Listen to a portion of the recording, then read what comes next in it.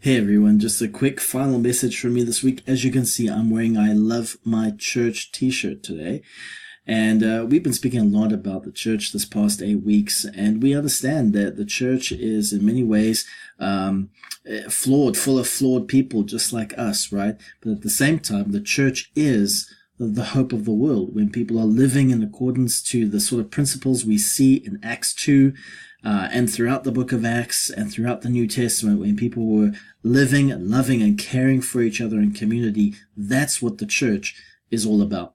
So my hope and prayer for you in the time to come beyond this 8 weeks is that you would be a person who is filled with that love and filled with the Spirit to be able to engage your world in which you live, and that the gospel will be preached not just on the words that you say, but in the life that you live.